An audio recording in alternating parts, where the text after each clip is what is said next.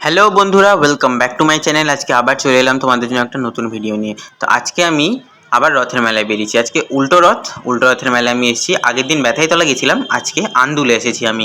তো এখানে প্রচণ্ড পরিমাণে ভিড়। এই যে রথটাও তোমরা দেখতে পাচ্ছ, সব বাচ্চারা এর ওপর উঠে খেলা করছে। আর প্রচণ্ড ভিড়, মানে দুর্গাপুজোর মতো ভিড় একদম। এই দেখো, আমি চারদিকটাও তোমাদেরকে দেখাচ্ছি। জিলিপির দোকান, এখানে গজা ঠজা সব কিছু রয়েছে।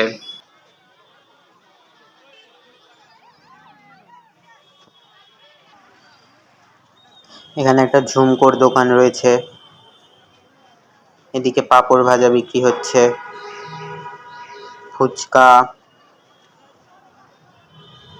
ভেলপুরি, পাপড়ি চাট, এখানে ঘুগনি।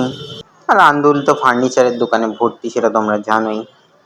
তাছাড়া এখানে চারদিকে না মাছ, রঙিন মাছ প্রচুর বিক্রি হচ্ছে। ভিড়টা তোমরা দেখতেই পাচ্ছ, দুর্গাপুজোর মতন ভিড় একদম। মানে না দেখলে মনে হয় বিশ্বাসই করবে না। এখানে খেলনার দোকান বসেছে। মেলায় মোটামুটি না সব কিছুই রয়েছে, সব কিছুর দোকানই এই মেলাটাতে রয়েছে। এই যে রঙিন মাছের কথা বলছিলাম না, এই দেখো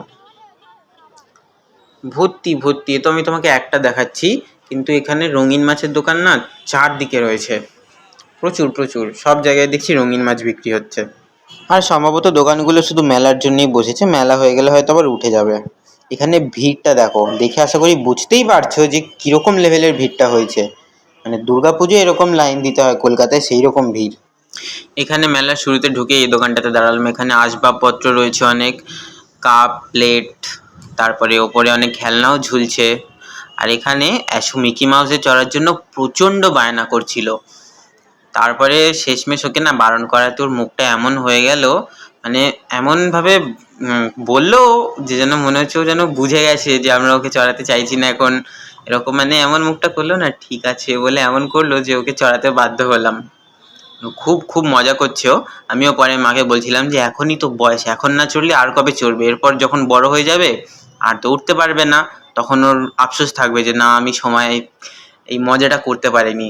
তাই আমার মনে হলো যে এখনই মজাটা করে নেওয়া দরকার, করুক।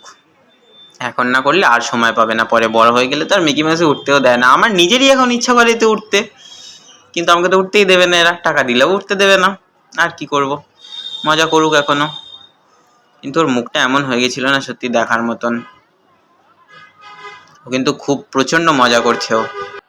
আমাদের বকুলতলায় ভিড় জমেছে, বসেছে মেলা, দেখতে যাব আমি তুমি। তো চলো আজকে ভিডিওটাকে এখানেই শেষ করছি। ভালো লাগলে লাইক করে দিও, চ্যানেলটাকে সাবস্ক্রাইব করে দিও। টাটা।